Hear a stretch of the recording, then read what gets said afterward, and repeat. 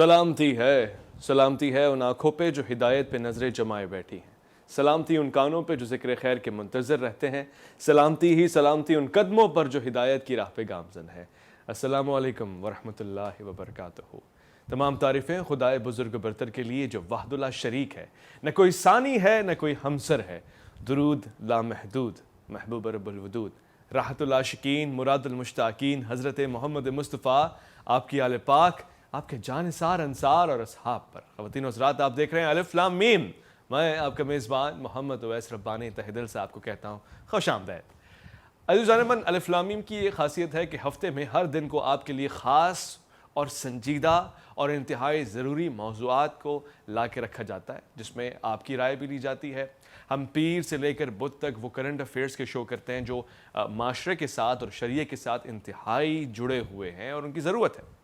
جمعرات خاص طور سے اس لیے مختص کی گئی ہے کہ اس میں آپ کے فقہی اور شرعی مسائل سنے جائیں، آپ کے سوالات لیے جائیں، ان کے جوابات آپ تک مہیا کیے جائیں، اور یقینی طور سے جب آپ دین کے لیے خاص طور سے جدوجہد کر رہے ہوتے ہیں، کوشش کر رہے ہوتے ہیں کہ آپ کسی طرح سے اللہ رب العزت کی مرضی اور اس کی منشا اور اس کی رضا کو حاصل کر لیں، تو اس دوران جو کبھی کچھ غلطی، کوتاہی یا مشکل یا نہ سمجھ میں آنے والی بات ہوتی ہے، وہ آپ سوال کر کے ہم سے پوچھ لیتے ہیں الف لام میم میں آج کے روز، یعنی شرعی اور فقہی مسائل میں۔ اور اس سلسلے میں ہماری معاونت فرماتے ہیں علماء کرام، ہمارے ساتھ تشریف فرما ہوتے ہیں۔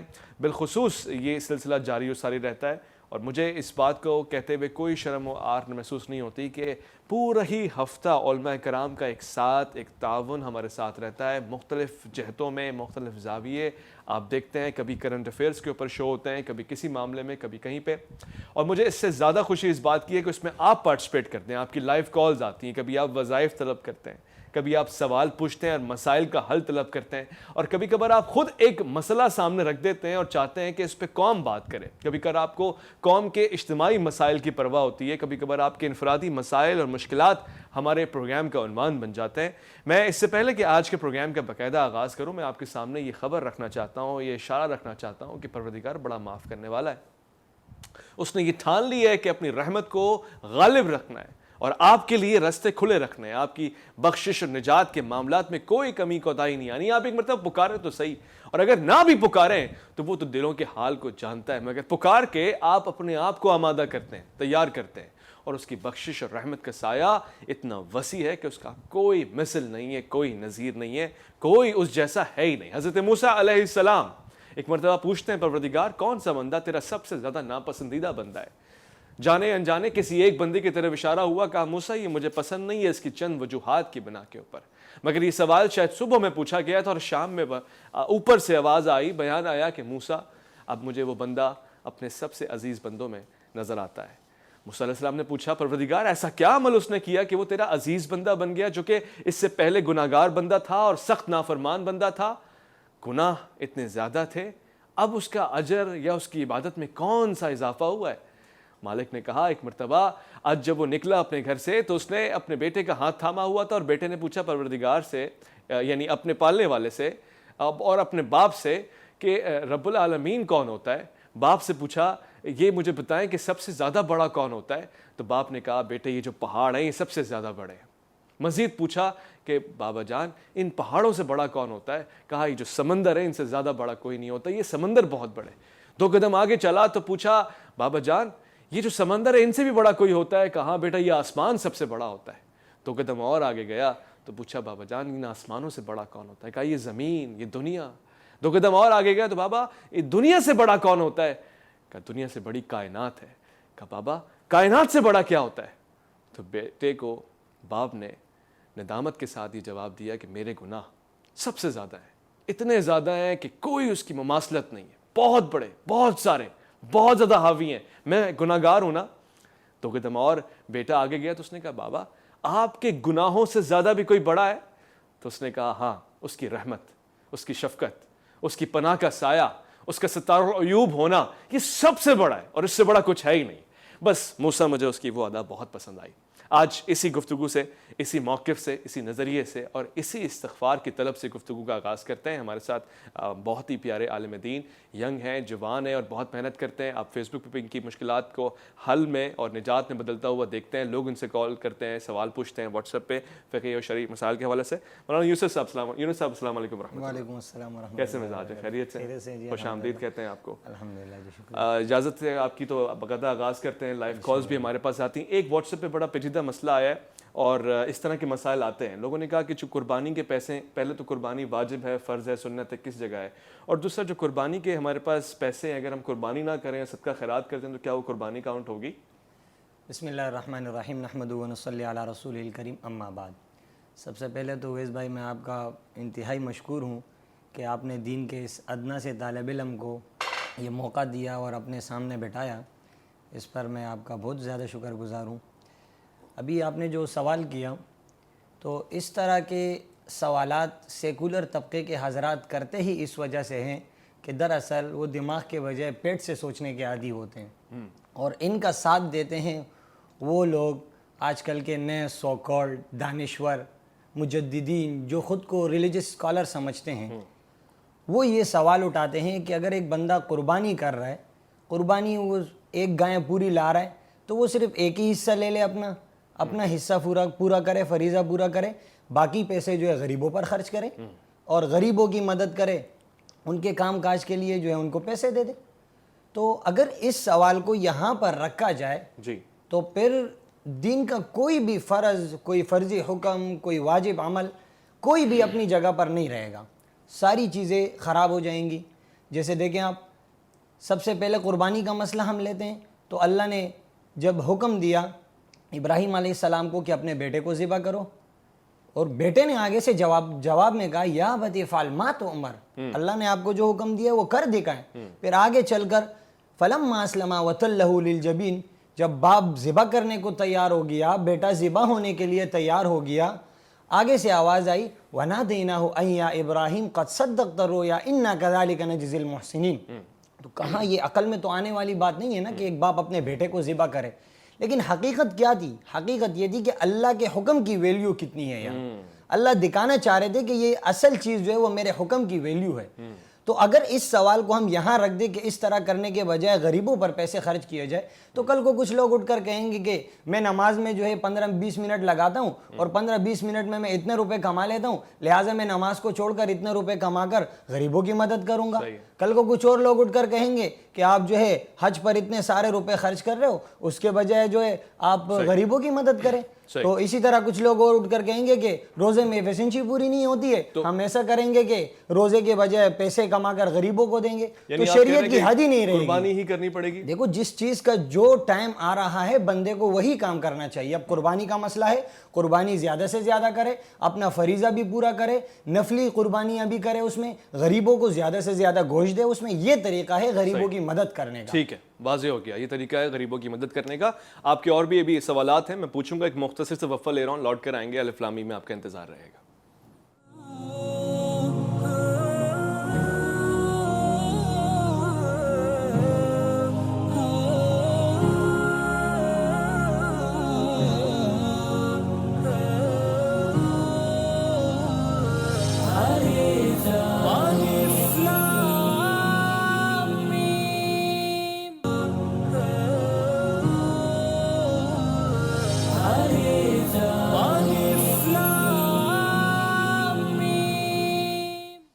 سلامتی ہے اور خیر مقدم آپ کا۔ الف لام میم میں گفتگو ہو رہی ہے فقہی اور شرعی مسائل کے حوالے سے۔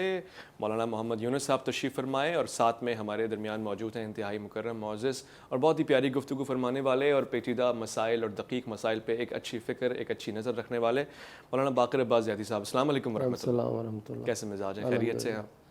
مختلف قسم کے سوالات آ رہے ہیں۔ ایک سوال ہمارے پاس بڑا دلچسپ آیا، میں نے مولانا صاحب سے پوچھا قربانی کے پیسے کیا یہ ممکن ہے کہ قربانی نہ کی جائے اور اس کی بجائے صدقہ خیرات کر دی جائے، وہ اجر و ثواب ملے گا؟ عرض یہ ہے کہ قربانی جو ہے وہ دو پہلو رکھتی ہے۔ ایک قربانی ہے جو حج میں کی جاتی ہے، وہ واجب ہے، صحیح، وہ حتماً انجام دینی ہے، ٹھیک ہے، اس کی جگہ کوئی اور شے نہیں لے سکتی مگر 10 روزے جو اگر قربانی کے پیسے نہیں رکھتا شخص تو وہ 3 روزے وہاں رکھے اور 7 روزے گھر آ کر، اچھا یہ اس کا بدل ہے۔ اچھا یا لیکن جو عام شہروں میں منی کے علاوہ جو ہے وہ مستحب ہے، قربانی واجب نہیں ہے، صحیح ہے، اور اس استحباب بہت زیادہ ہے، یہاں تک کہ روایات میں آیا ہے کہ یہ جانور کا خون جو زمین پہ گرتا ہے تو اس سے ہزاروں قسم کی بلائیں دور ہوتی ہیں۔ یہ جو قطرہ زمین پہ گرتا ہے یہ حاجی کے لیے بخشش کا آغاز ہے، خدا اسے پہلے قطرے پہ بخش دیتا ہے۔ اور اصل چیز یہ ہے کہ خداوند متعال اس قربانی کے ذریعے چاہتا ہے کہ قربانی کرنے والا مقام تقوی پہ فائز ہو۔ سبحان اللہ۔ خدا کو نہ گوشت چاہیے، نہ اس کا خون چاہیے، نہ اس کی جو ہے کوئی اور شے چاہیے، وہ چاہتا ہے کہ اس کے حکم کی تعمیل کوئی کرے، صحیح، اور وہ عبد بنانا چاہتا ہے۔ سبحان اللہ، عبد بنانا چاہتا ہے۔ ایک لائیو کالر ہمارے ساتھ ہیں، ان سے پوچھتے ہیں کہ وہ کیا پوچھنا چاہتے ہیں۔ السلام علیکم ورحمۃ اللہ وبرکاتہ۔ وعلیکم السلام ورحمۃ اللہ وبرکاتہ۔ جی کون صاحب کہاں سے اور کیا فرمائیں گے الف لام میم میں؟ میں یہ پوچھنا چاہتا ہوں جو آدمی فوت ہو جائے اس کی قربانی کرنی چاہیے؟ اچھا سوال ہے آپ کا، اور اپنا نام تو بتائیے ہمیں، اس سے کیوں ہمیں پوشیدہ رکھا ہوا ہے، آپ نے نام کیوں دور کیا ہوا ہے؟ جی حافظ عبد الرحمان، حافظ عبد الرحمان صاحب بہاول پور سے، ٹھیک ہے۔ مولانا صاحب جو مرحومین ہیں ان کی طرف سے قربانی ہو سکتی ہے ان کے نام سے؟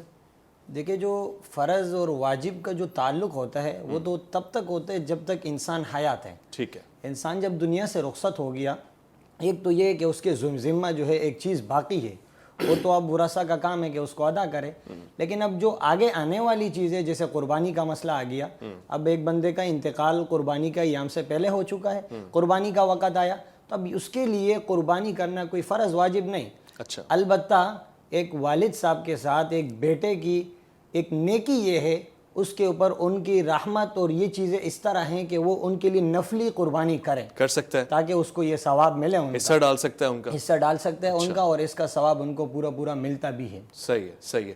خود حضرت علی کرم اللہ وجہ سے روایت ہے کہ آپ حضور اکرم صلی اللہ علیہ وسلم کے لیے کثیر تعداد میں ذبح کیا کرتے تھے، اونٹ اور اس طرح، تو یہ معاملہ سمجھ میں آتا ہے۔ اب خواتین کے علاوہ سب قربانی کا کیا ہے؟ اگر گھر میں کوئی محرم نہ ہو، یا بڑا نہ ہو، یا بھائی باپ بیٹا نہ ہو، تو وہ خود اپنے ہاتھ سے چھری پھیر سکتی ہیں یا قربانی کر سکتی ہیں اپنی طرف سے؟ ذابح کے لیے مرد ہونا شرط نہیں ہے، صحیح ہے، کوئی بھی مسلمان ہے یا مسلمہ ہے، صحیح ہے، کوئی حرج نہیں، کوئی حرج نہیں ہے، ٹھیک ہے۔ اچھا یہ مجھے ایک بات، کیونکہ میں تو سوال رکھ دیتا ہوں کیسا بھی ہو، ایک عجیب سا سوال آیا کہ قربانی صرف بڑے جانور کی کیوں ہوتی ہے، یعنی گائے اور بکرے یا مینڈے اور دمبے تک ہوتی ہے، مرغی کی کیوں نہیں ہو سکتی ہے، پرندے کی کیوں نہیں ہو سکتی؟ اصل میں دیکھیے ابھی علامہ صاحب نے تھوڑی دیر پہلے ہی واضح کیا نا کہ اللہ کو نہ گوشت کی ضرورت ہے، نہ خون کی ضرورت ہے، نہ کھال، کسی چیز کی ضرورت نہیں ہے۔ حقیقت میں یہ ہے کہ جو اللہ کے نبی نے آپ کو دیا، وما آتاکم الرسول فخذوا وما نہاکم عنہ فانتہوا، جو اللہ کے نبی نے آپ کو دیا اس کو لے لو، جس سے منع کیا، جس کو نہیں کیا اس کو چھوڑ دو۔ تو اللہ کے نبی نے یہی طریقہ ہمیں سکھایا، انہوں نے اگر مرغی کی قربانی کی ہوتی ہم بھی کرتے، انہوں نے اس چیز کو آگے نہیں رکھا، اور وما آتاکم الرسول فخذوا وما نہاکم عنہ، انہوں نے تو گائے کی بھی قربانی نہیں کی، تو ہم کیوں کرتے ہیں؟ اصل میں حکم تو موجود ہے نا، اچھا حکم موجود ہے، مینڈے کی کریں، بکرے کی کریں، بکری کی کریں، گائے کی کریں، اونٹ کی کریں، یہ چیزیں موجود ہیں۔ ٹھیک ہے، لائیو کالر ہمارے ساتھ ہیں۔ السلام علیکم ورحمۃ اللہ وبرکاتہ۔ وعلیکم السلام، کیا حال ہے بھائی جان؟ الحمدللہ۔ کون صاحب کہاں سے، کیا فرمائیں گے الف لام میم میں؟ جی الیاس علی بات کر رہا ہوں لاہور کینٹ سے۔ ماشاءاللہ۔ میرا سوال سر یہ ہے کہ قربانی کا جانور اگر گھر میں خود پالا ہوا ہے اور وہ قربانی سے پہلے کسی وجہ سے ذبح کرنا پڑ جاتا ہے، مطلب اس کو ہر مردہ ہونے حرام ہونے سے بچانے کے لیے ذبح کرنا پڑتا ہے، تو اس کا جو گوشت ہے وہ غریبوں میں تقسیم کیا جائے گا یا اس کے اسی طرح حصے کیے جائیں گے؟ اس کے لیے کیا ہوگا؟ یعنی وہ قربانی میں شامل ہوگا نہیں ہوگا عید الاضحیٰ کے حوالے سے، یا پھر وہ عام ایک آپ نے ذبیحہ سمجھ لیا اس کو؟ علامہ صاحب کیا کہیں گے ایسے معاملے میں؟ یعنی قبل از وقت ہو گیا، قبل از وقت، عید سے پہلے؟ عید وہ قطعاً قربانی نہیں کہلایا، جیسے وہ بیمار ہو گیا، کچھ ہو گیا، کاٹنا پڑا آپ کو۔ قربانی کا ٹائم شروع ہوتا ہے ہمارے ہاں بعض فقہا اکثر، یعنی اغلبیت فقہا کہتی ہے سورج نکلنے کے بعد۔ اچھا، جا عید کے دن سورج نکلنے کے بعد قربانی کر سکتے ہیں. صحیح ہے. بعض کہتے ہیں کہ طلوع فجر کے بعد بھی ہو سکتا ہے. اچھا. وہ بھی مستحب قربانی میں.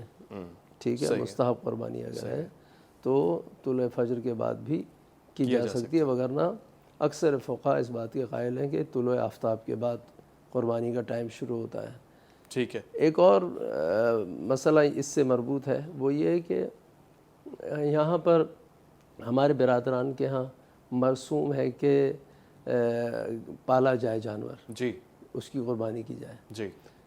ہمارے ہاں فقہ میں روایات میں آیا ہے کہ جو گھر کا پلا ہوا ہے اس سے انسان مانوس ہو جاتا ہے, وہ بھی آپ سے مانوس ہو جاتا ہے, اور اس کی آنکھوں میں آپ کے لیے خاص چمک ہے. صحیح ہے. ٹھیک ہے.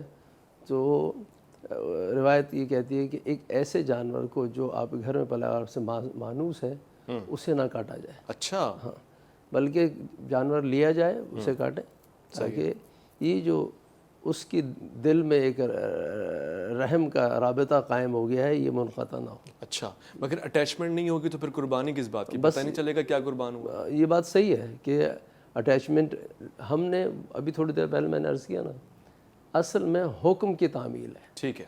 ٹھیک ہے. حضرت ابراہیم نے حکم کی تعمیل کی. ٹھیک ہے. ٹھیک ہے. ٹھیک ہے.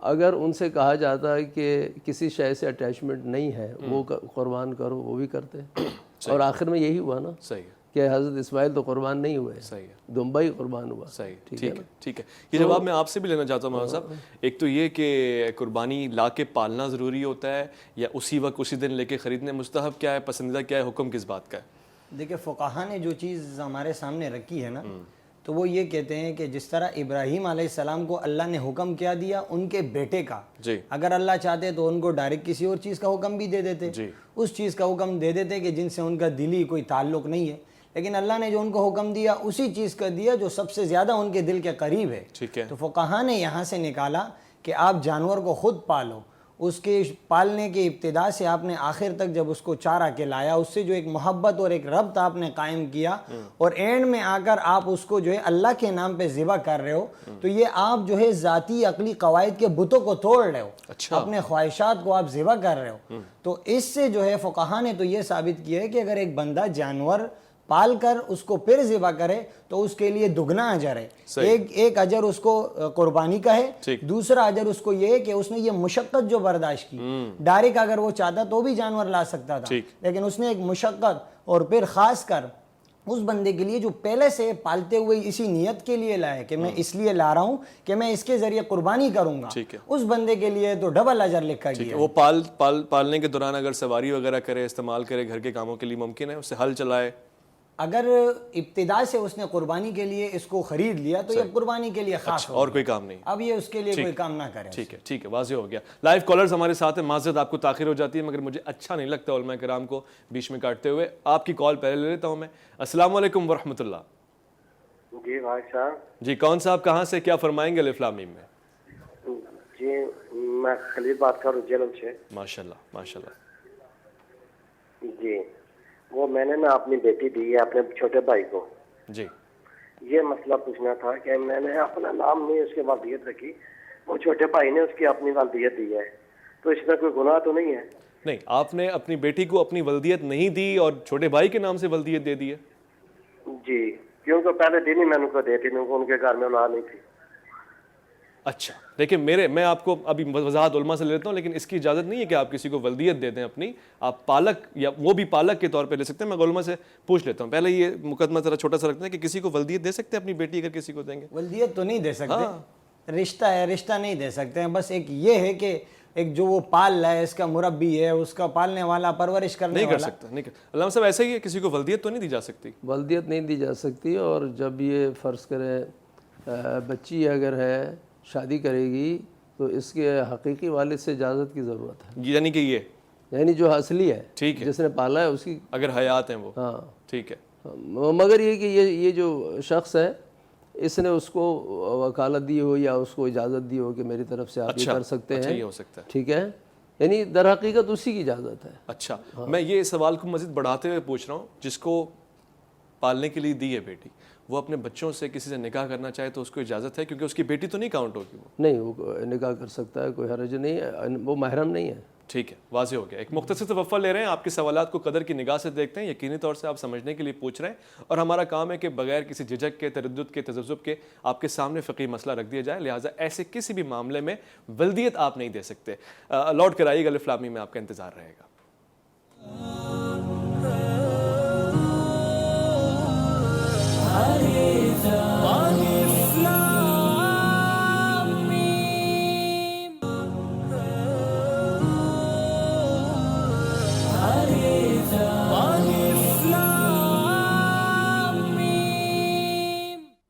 خوش آمدید. الف لام میم میں فقہی اور شرعی مسائل اور سوالات اور پھر ان کے جوابات لیے جا رہے ہیں, اور ساتھ ساتھ آپ جو ہم تک پہنچاتے ہیں واٹس ایپ کے ذریعے پیغامات وہ بھی پڑھے جا رہے ہیں. آپ نے ایک سوال اور پوچھا ہے, اور آج کل قربانی کے حوالے سے آپ کی زیادہ توجہ ہے, مجھے سمجھ میں آتا ہے, کیونکہ جس طرح دن بڑھتے جا رہے ہیں قربانی قریب آتی جا رہی ہے. آپ نے سوال پوچھا ہے کہ جب قربانی کا جانور لیا جائے تو اس کو انہی داموں میں خرید لیا جائے جو دام وہ کہتا ہے اس کا سیلر, یا اس میں کچھ کیا جائے, بارگیننگ کی جائے, اوپر نیچے کرایا جائے, جو ہمارے یہاں ہوتا ہے ضد پہ آ جاتے ہیں, لڑ جاتے ہیں, کھینچتے ہیں, سب کچھ ہو جاتا ہے اور اس میں مزہ بھی آتا ہے. اس کی اجازت ہے, ایسا کرنا مناسب ہے؟ دیکھیے, بعض لوگوں کا یہ خیال ہوتا ہے کہ اب ہم گئے قربانی کے جانور لینے کے لیے تو اگلے نے جو دام بتایا فوری دے دو. اچھا, ان کا کہنا یہ ہوتا ہے کہ یہ قربانی اللہ کے لیے تو اب اس میں کیا بھاؤ تاؤ کرنا, بس لے لو. ہاں, لیکن مسئلہ اگر دیکھا جائے تو آج کل ہر بندہ خواہشات کی پیروی کرنے والا ہے, تو اگلا بندہ دھوکہ دہی کے ذریعے اس بندے کو مہنگے داموں وہ جانور فروخت کرے گا. مثال 50,000 کا اگر جانور ہے تو اگر اس کو پتہ لگ گیا کہ سامنے والے کا ذہن ایسا ہے کہ وہ اسی نیت سے خریدے گا جو میں بتاؤں گا, وہ 1.5-2 لاکھ سے کم بتائے گا نہیں, وہ اپنا دام اتنا آگے لے جائے گا, اور پھر اگر اگلے نے نیت کی ہے وہ خرید لے, تو یہ ایک دھوکہ دہی والا معاملہ ہے. اس سے بہتر یہ ہے کہ انسان باو تول ناپ میں کمی کرے, جتنا ہو سکے وہ کرے اس کے ساتھ. ٹھیک ہو گیا, واضح ہو گیا. لائیو کالر ساتھ میں. السلام علیکم ورحمۃ اللہ وبرکاتہ. وعلیکم السلام ورحمۃ اللہ وبرکاتہ. ماشاء اللہ. کون صاحب کہاں سے, کیا فرمائیں گے؟ رب نواز بات کر رہا ہوں, راولپنڈی سے. جی رب نواز صاحب, کیا فرمائیں گے؟ جی میں نے کچھ سیل کے لیے بکرے وغیرہ لائے ہیں, اور میں یہ چاہ رہا ہوں کہ اگر کوئی اس میں سے بچ جائے تو میں اس کی قربانی کر سکتا ہوں. ٹھیک ہے, آپ اس نیت سے لے کر آئیں کہ آپ اس کو فروخت کریں گے, اور اگر اس میں سے کچھ بچ جائے تو کیا آپ اس میں سے قربانی کر سکتے ہیں علامہ صاحب؟ بالکل کر سکتے ہیں, ان کی ملکیت ہے. ٹھیک ہے, واضح ہو گیا, آپ کی اپنی ملکیت ہے. ایک اور کالر لیتے ہیں. السلام علیکم ورحمۃ اللہ وبرکاتہ. اچھا, دوبارہ کال کیجیے گا, آپ کی کال ڈراپ ہوگی. جو بھی مال آپ لے کر آئیں وہ یقینی طور سے اس میں ایسا تو ہے نہیں کہ آپ رکھیں گے اور اس کے بعد اس میں آپ ایکسپیکٹ کریں کہ اب بیچنا ہی ہے, آپ قربانی کر سکتے ہیں اس کی. ایک اور چیز ہے, ایک اور کویشچن ہم تک واٹس ایپ پہ پہنچا ہے, اور وہ بھی بڑا دلچسپ قسم کا سوال ہے. انہوں نے کہا جو قربانی ہوتی ہے اس کے جو گوشت ہیں, اگر ہم یہ چاہیں کہ اس کو فریزر میں رکھ دیں اور اگلے سال پھر کسی مستحق تک پہنچائیں تو یہ ممکن ہے؟ فوری اس کو بانٹ دینے کا حکم ہے یا بچایا جا سکتا ہے؟ دیکھیے, اگر گوشت کے خراب ہونے کا یقین ہو تب تو ایسا ہے کہ اس کو فی الفور اسی وقت بانٹ دیا جائے. اچھا, انتظار نہ کیا جائے. صحیح ہے. لیکن اگر ایسا ہے کہ آپ کے پاس سہولیات موجود ہے, آپ اس کو سٹاک کر سکتے ہیں, تو آپ ایک عید سے لے کر اگلے آنے والے عید تک جو ہے اس کا گوشت خود بھی استعمال کر سکتے ہیں, اور غریبوں میں تقسیم کرنا ہے یا جیسے جو آپ کی مرضی ہو, آپ کی ملکیت ہے, آپ اس کے ساتھ کر سکتے ہیں. ٹھیک ہے, ایسا کوئی حکم نہیں ہے کہ آپ نے اس کو جو ہے نا اتنے عرصے کے اندر ہی ختم کرنا ہے, ایسا کوئی حکم نہیں. ٹھیک ہے. علامہ صاحب, پوچھا گیا قرون اولیٰ میں قربانی ہوا کرتی تھی صحابہ کرام کے دور میں, اہل بیت کے دور میں, اور اس دور نبوی میں خاص طور سے صلی اللہ علیہ وسلم جب قربانی ہوتی تو یہی مزاج تھا کہ گھر کے آگے ایک جانور لا کے باندھے جاتے تھے, بچے رات کو کھیلتے تھے, دوڑاتے تھے, اور اس کے بعد قربانی کا گوشت اور اس کی آنتیں اور اس کا پیٹا گھر کے سامنے رکھ دیا جاتا تھا. ایسا ہی ماحول ہوتا تھا؟ جو چیز روایات میں آئی ہے وہ یہ ہے کہ گلی کوچے میں گھر کے سامنے یا گھر کے اندر صحن میں اس کا خون گرے. اچھا, اور اس کا یہ جو خون گرنا ہے, میں نے پہلے بھی عرض کیا تھا, اس ہر عمل جو ہے نا اس کے کچھ اثرات ہیں. جی, ٹھیک ہے, تو یہ جو خون گرنا ہے اس کے اثرات ہیں. اچھا, یہ رفع بلا کے لیے بہت مؤثر ہے. حتیٰ میں تو کبھی کبھی سوچتا ہوں کہ پاکستان میں جتنی قربانی ہوتی ہے, پاکستان بہت سارے بلاؤں سے جو ہے نا یہ قربانی کے اس خون کی وجہ سے بچتا ہے. اچھا, یہ گلی کوچوں میں خون بہنا ٹھیک ہے, لیکن یہ کہ صفائی اپنی جگہ ہے, صفائی نصف ایمان ہے. ٹھیک ہے, آپ صفائی رکھیں اور اس کو جو علائش ہے اسے فوراً ڈسپیچ کریں. ٹھیک ہے, ٹھیک ہے, یا اگر کوئی ہر محلے میں ایک علاقہ مخصوص کر دیا جائے، وہاں کر لوگ صحیح ہے، قربانی کر لیں اپنی، ٹھیک ہے، خاص ٹھیک ہے، اسی محلے میں، ٹھیک واضح، تو بھی سسٹم بنایا جا سکتا ہے۔ بعض جگہ ہے دنیا میں، ٹھیک ہے، بعض ممالک میں، ٹھیک ہے، ٹھیک ہے، ٹھیک ہے، لیکن یہ کہ قربانی کا گوشت خون جو ہے وہ گھر کے سامنے یا گھر میں گرے، یہ اثرات رکھتا ہے۔ اثرات رکھتے ہیں، ٹھیک ہے، واضح ہو کے ایک لائیو کالر ہے ہمارے ساتھ۔ السلام علیکم ورحمۃ اللہ وبرکاتہ۔ وعلیکم السلام، کیا حال چال بھائی؟ جی الحمدللہ، آپ بتائیے کیا پوچھیں گی؟ اللہ کا شکر۔ وہ نا میں نے یہ پوچھنا تھا کہ اگر زکوٰۃ بہت زیادہ ہو تو کیا قربانی کے لیے رکھوں، پیسے دوں یا ویسے وہ اپنی زکوٰۃ پہلے نکالوں؟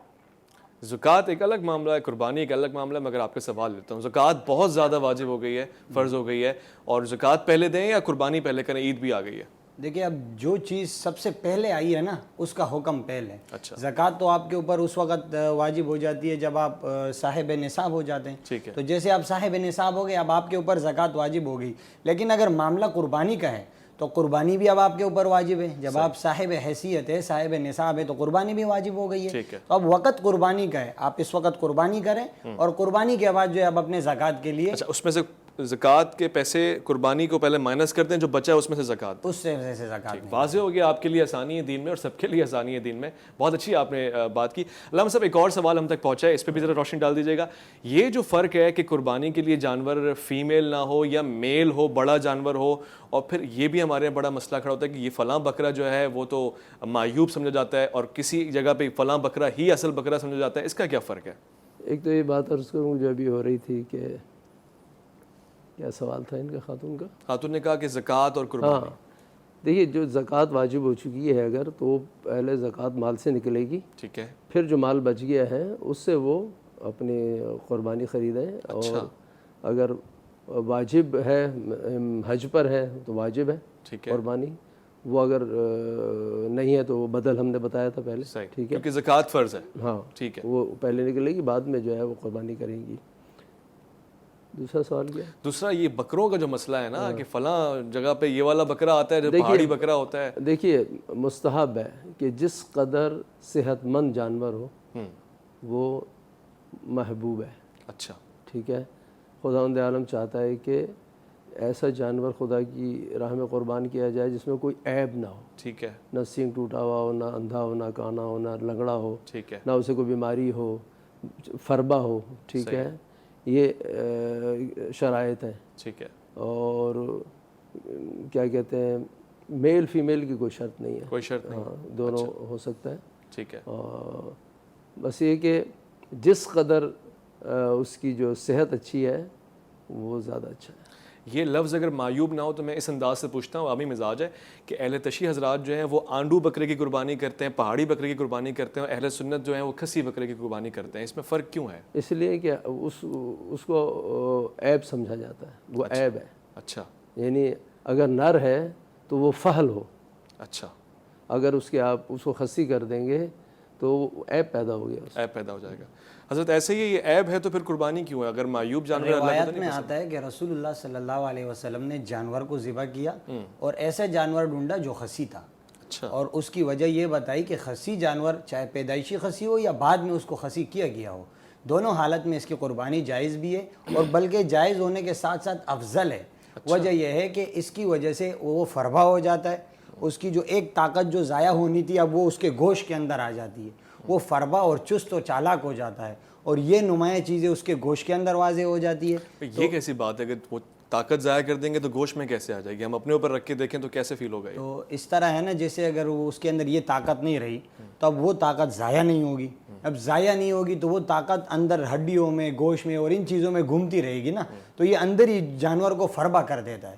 اور روایت سے ثابت ہے کہ رسول اللہ صلی اللہ علیہ وسلم نے ایسے مینڈے کو ذبح کیا جو خصی تھا۔ اچھا، تو اس سے تو ہمیں یہی پتہ چلتا ہے کہ افضل یہی ہے کہ ایسا ہی اگر ہو، ضروری نہیں ہے کہ بندہ اسی کو ہی ڈھونڈتا رہے یا اسی جانور کو خصی ہمارے کرے. تو ضروری ہو گیا نا, ایسا لگتا ہے کہ بس وہی ہے اور نہیں, کیونکہ اور بھی روایت ہے کہ اللہ کے نبی نے دوسری جگہ کسی اور طرح کے بکرے کو یا جانور کو ذبح کیا. ایسا نہیں ہے کہ ہر جگہ یہی تھا. اچھا, ایک روایت یہ ہے کہ اس طرح بھی تھا. تو اگر اس طرح کا معاملہ سامنے آ جائے تو اس کو کوئی عیب نہیں سمجھا جائے, اس کو بھی ذبح کیا جائے, بالکل اس کو جانور سمجھا جائے اور آپ صلی اللہ علیہ وسلم کے اس ارشاد کو سامنے رکھتے ہوئے اس کو ذبح کیا جائے. ٹھیک ہے. بکری کی قربانی ہو سکتی ہے؟ بکری کی بھی ہو سکتی ہے, ہوتی ہے, کوئی مسئلہ نہیں ہے. اس کے لیے کوئی شرائط ہے؟ اگر حاملہ ہو تو کب کا حاملہ ہو, واضح حاملہ ہو یا؟ ایک تو یہ ہے کہ وہ بالکل حاملہ ایسی ہے کہ ابھی بچہ جننے والی ہے, تو ایسی بکری کی قربانی تو پھر بھی ہو جائے گی. ایسا نہیں ہے کہ قربانی نہیں ہوگی, لیکن ایک جنین اس کے پیٹ میں ہے, ایک بچہ اس کے پیٹ میں ہے, اگر حتی الامکان اس کو بچایا جا سکتا ہو تو اس کو بچائے, یعنی انسان اس کی قربانی نہ کرے. لیکن اگر اس کے پاس کوئی اور چارہ ہی نہیں ہے, غریب آدمی ہے, یہی ایک ہی بکری ہے, اب وہ قربانی کرنا چاہ رہا ہے تو کیا کرے گا؟ یہی حال ہے اس کے پاس, قربانی کرے وہ. اسی غریب آدمی پہ قربانی ہے ہی نہیں واجب. اگر بعض لوگ ایسے ہوتے ہیں نا, جیسے میں نے بہت سے لوگوں کو ایسے بھی دیکھا ہے کہ وہ ان معاملات کو اتنا سیریسلی لیتے ہیں کہ وہ قرضہ لے کر بھی قربانی کرتے ہیں. جائز ہے ویسے؟ جائز ہے ویسے. اگر بندہ اس طرح کرے, مالدار کے لیے تو لازم ہے کہ اگر مالدار آدمی ہے اس وقت اس کے پاس پیسے نہیں ہیں, قربانی کا وقت آیا, وہ ادھار لے کر قربانی کرے, بعد میں جو ہے یہ ادھار چکتا کرے. آخری سوال ہے میرا, قربانی کی کون سے وہ اشیاء ہے, وہ کون سا حصہ جسم کا جو نہیں کھانا چاہیے, حرام ہے؟ کلیجی اور پھیپڑے اور یہ جو آنتے وغیرہ, اس میں کوئی ممانعت ہے؟ روایت میں 7 چیزوں کا ذکر اس طرح آتا ہے کہ جس میں جو ہے جانور میں وہ نہیں کھانے چاہیے. اچھا, ان 7 چیزوں کے علاوہ باقی جو جانور ہے اس کو انسان پورے جانور میں سے کوئی بھی حصہ کھا سکتا ہے. ٹھیک ہے, اللہ صاحب اس پہ بھی روشنی ڈال دیجیے کہ کون سی چیزیں ہیں جو آپ کھا سکتے ہیں, کون سی چیزیں منع بھی ہیں؟ بعض چیزیں جو عام طور پہ عام جانوروں کے اندر ممنوع ہے, ٹھیک ہے, آنکھیں کھانا ہے ممنوع ہے, اسی طرح سے حرام مغز ہے وہ کھانا ممنوع ہے, ٹھیک ہے, اور اسی طرح سے اس کے جو ہمارے اعتبار سے بیضے ہیں کھانا ممنوع ہے, ٹھیک ہے. تو ادھر اس کے سر میں 2 غدے ہوتے ہیں وہ کھانا ممنوع ہے. تو یہ جو عام جانور کے اندر چیزیں کھانا ممنوع ہے وہی قربانی کے اندر. مچھلی کی آنکھ کھا سکتے ہوتے ہیں؟ جی, مچھلی کی آنکھ کہتے ہیں بڑی وٹامن پروٹینز ہوتے ہیں. اگر کوئی اس کو دوائی کے طور پہ کھائے, اس میں کوئی خباثت محسوس نہیں ہوتی اس کو, تو کوئی حرج نہیں ہے, کھا سکتے ہیں. مچھلی تو مجموعی طور پر جو ہے پاک ہے اگر پانی سے پکڑی گئی ہے, صحیح, اور زندہ پکڑی گئی ہے تو ٹھیک ہے. اس پہ بھی انشاءاللہ ایک وسیع پروگرام ہو سکتا ہے. بہت ہی توجہ طلب گفتگو ہے اور دین میں اتنا لطف ہے, اتنا آسانی ہے کہ مزہ آتا ہے سمجھنے اور سیکھنے میں, اور میرے اندر بھی جذبات آپ کے سوالات کو لے کے بڑھ جاتے ہیں. بہت بہت شکریہ مولانا محمد یونس صاحب آپ کا, علامہ باقر عباس زیدی صاحب آپ کا. خواتین حضرات, آپ کی توجہات کا بہت بہت شکریہ, آپ کا ممنون بھی ہوں, اور ساتھ ساتھ دعا کرتا ہوں کہ آپ خوش رہیں, آباد رہیں, آپ کو دین سیکھنے کی یہ چاہت بڑھتی رہے اور آپ کے لیے اللہ تعالیٰ آسانیاں پیدا کرتا رہے. اپنے بہت خیال رکھیے گا, اپنے سے بڑھ کے خیال رکھیے گا ملک پاکستان کا, اللہ کے فرمان کا. اللہ کی امان میں.